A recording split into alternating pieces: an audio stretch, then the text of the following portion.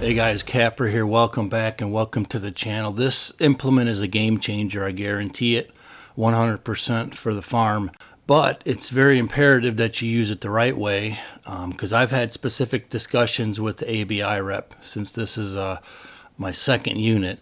So you have to operate it in a very specific way, which basically makes it foolproof, and it makes it so that any tractor operator can successfully grade with this with only a very short learning curve needed to use this thing. That's the way it was designed. It was meant to be foolproof, and that anyone who can run a tractor can grade successfully with this thing. All right, I got my quick attach adjusted and set up on here.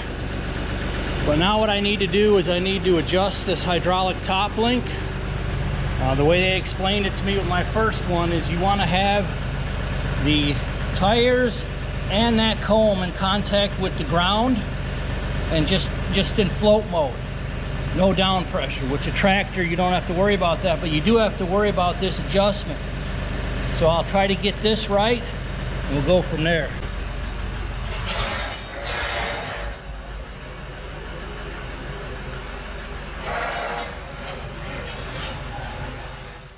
All right, so what I'm doing right here is I'm adjusting my hydraulic top link to try to get it just right. There's a tiny bit of play, but you want to have, like I said, the tire spinning and that rear comb dragging the ground. So both of those surfaces are touching the ground. That's how this thing has to be set up. But then I'm going to switch out my hydraulic top link, and I'll show you why here in a minute. All right, pretty close. You can see there's a tiny bit where you could push down just a little more on the teeth, but the tire still always has to be rolling in contact with the ground. So now I'm going to switch this hydraulic top link. Two reasons is, one, I only have one hydraulic SCV at the moment, waiting on my second and third, but I just don't know if this hydraulic top link's going to hold up, you know, to pressure. They sent a very stout one, so I'm going to put this one on in place of that hydraulic one just to be safe. Okay, so I swapped it out for the heavier duty. It's actually a class 2 size, but it has class 1 attachments on both ends because the eyelets and the pins are all different sizes. But anyways, once I got the manual top link on, I was able to make a couple micro adjustments to make sure everything is working properly. And then I'm going to take it out in the field and put it to use. Because they're just barely floating. So I'm going to give this a turn and get it to where they're firmly touching the ground. Right now we are properly adjusted. This tire spins and this drags.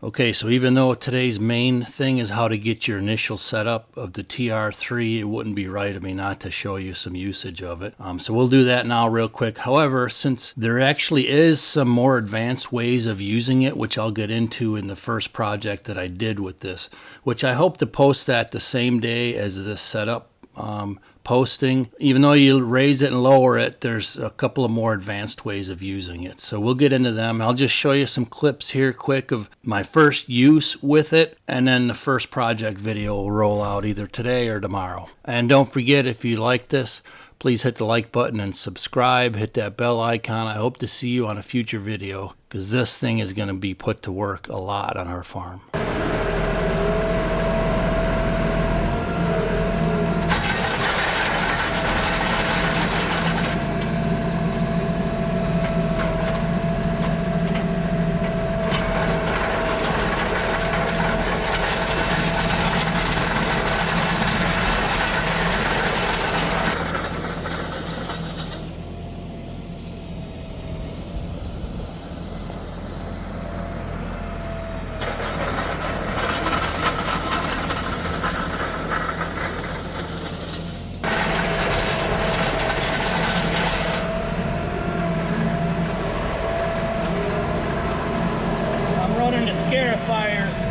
Barely even touching.